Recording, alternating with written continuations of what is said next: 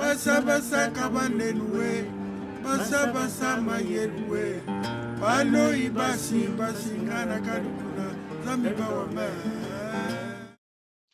Bonjour, je suis Brenda Morlin Bakatoula, assistante projet maintenance ENI pour le compte de SPI OGS Congo, associée dans l'agence Ambition qui est spécialisée en communication et en marketing, chargée de relations publiques de la plateforme Biachara Networking dédiée aux entrepreneurs et pour finir, fondatrice et présidente de l'association Women Secure. L'association Women Secure est une association apolitique à but non lucratif créée dans le but de défendre les droits des femmes, l'accès à l'éducation ainsi que la santé pour tous. La question de savoir si en 60 ans les choses ont-elles changé ou évolué dans notre domaine au Congo-Brazzaville, je dirais oui et non. Parce que notre domaine ici, personnellement pour moi, ce sont les droits des femmes, l'accès à l'éducation pour tous et l'accès à la santé également pour tous. Donc, dans ces trois domaines ou dans ces trois concepts, je dirais plutôt que on a une partie d'évolution et on a une partie qui n'a pas du tout évolué. Il s'est de rappeler qu'en 1945, le monde sortait de la guerre mondiale, de la Deuxième Guerre mondiale pour être plus précise. Et nous, en tant que peuple congolais, nous avons eu des citoyens qui se sont engagés pour cette guerre, notamment on les appelle aujourd'hui les anciens combattants. Au sortir de cette guerre, nous nous sommes retrouvés fragilisés économiquement et socialement. Après la proclamation de son indépendance le 15 août 1960, le Congo, malheureusement rattrapé par tous ces conflits interraciaux, décline. Au sortir de cette indépendance, nous avons attendu du Congo des réalisations qui bénéficieraient aux Congolais et sur tous les plans, que ce soit au niveau économique, que ce soit au niveau social, que ce soit au niveau politique. Mais malheureusement, nous avons constaté que malgré la succession de tous ces dirigeants à la tête du pouvoir congolais, les choses n'ont pas évolué dans le sens que nous y attendons. Nos richesses sont peu ou mal exploitées et surtout mal redistribuées, causant ainsi des inégalités sociales qui fragilisent l'écosystème du pays. Les infrastructures sanitaires et sociales sont très en deçà de ce que l'on pourra attendre d'un pays riche en ressources. Et dans le développement économique, même s'il ne repose essentiellement que sur l'exploitation d'une seule richesse brute, est en pleine expansion.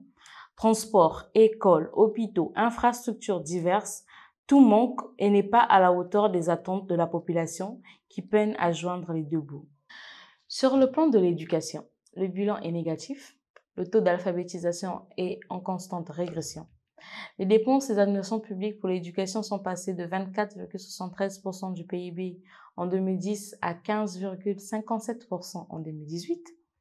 La population analphabète de 15 à 24 ans est de 85,34% pour les hommes contre 78,75% pour les filles. Pour celles de 15 ans et plus, nous sommes à 86,08% pour les hommes contre 74,62% pour les femmes en 2018. L'éducation pour tous n'est devenue qu'un slogan.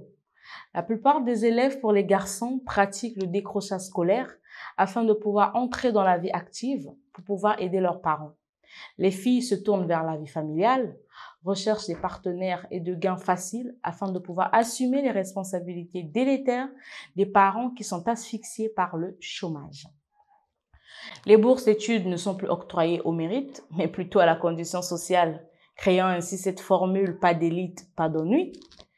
Nous avons besoin de campagnes de mobilisation communautaire sur l'alphabétisation en faveur des jeunes et adolescents déscolarisés, des adultes analphabètes et illettrés, des réformes drastiques pour pouvoir pallier à ce creuset générationnel. Un pays comptant au moins 5 millions d'habitants pour 12 départements, n'ayant qu'une seule université publique et une deuxième en cours d'inauguration en 60 ans d'indépendance. Où est l'évolution? J'aime à citer Louis-Michel Lepeletier qui dit, je cite, « Former des hommes, propager les connaissances humaines, telles sont les deux parties du problème que nous avons à résoudre. La première constitue l'éducation, la seconde l'instruction. Le manque d'instruction nous a conduit à l'incivisme qui aujourd'hui fait naître beaucoup de fléaux, de dépravation de mœurs. » Sur le plan sanitaire, après l'indépendance, s'est installé le monoparti avec le régime du socialisme scientifique. À cette époque, muni juste d'un carnet, de soins. On se rendrait dans les hôpitaux, on était consulté gratuitement. On avait certains produits gratuitement, notamment le paludisme, les maux de tête, etc. Mais aujourd'hui, le pays compte 0,28 médecins et 1,91 infirmiers et sages-femmes pour 10 000 habitants, pour un pays de 5 millions d'habitants. La main-d'œuvre est vieillissante à l'image des infrastructures et l'application de certains textes gouvernementaux peine à être exécutée. Un seul centre de dialyse pour toute la République du Congo situé à Oyo. Le minimum en fourniture de soins en oncologie, en drépanocytose et en diabète n'est pas satisfaisant pour 5 millions d'habitants.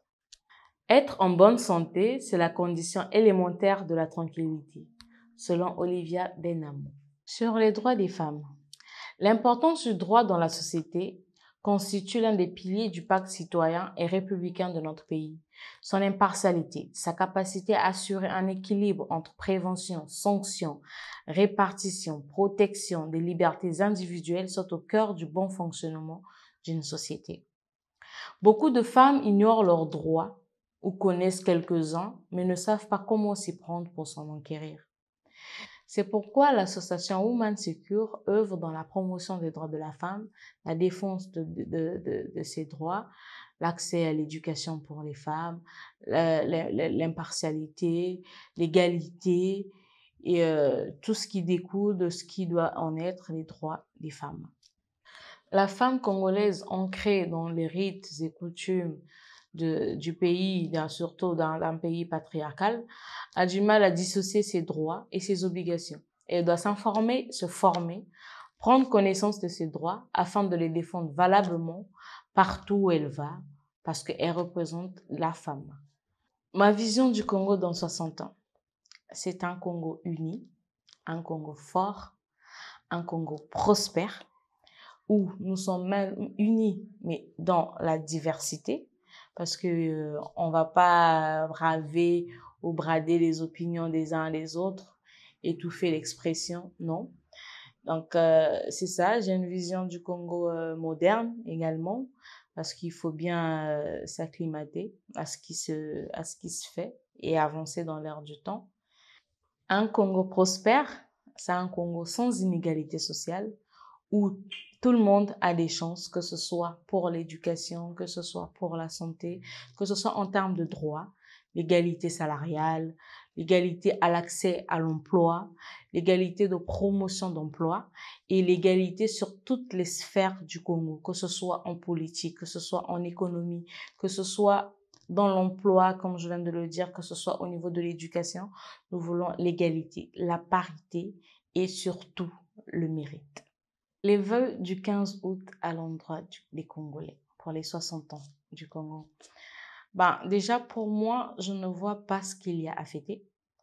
Pour moi, le 15 août 2020 au Congo-Brazzaville devait être un jour de deuil national parce que nous avons beaucoup à faire.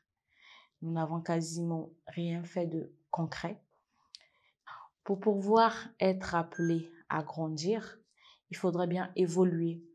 Et tant que nous n'allons pas atteindre le minimum de l'évolution, je ne vois pas ce qu'il y aurait à fêter. Mais tout de même, je vous souhaite de vous affranchir, de réellement progresser et pour chacun de vous, dans votre champ d'action, d'être acteur du changement du Congo de demain. Basa basa kabanenwe, basa basa mayelwe, bano ibasi basi ngana kadukuna, zami bawa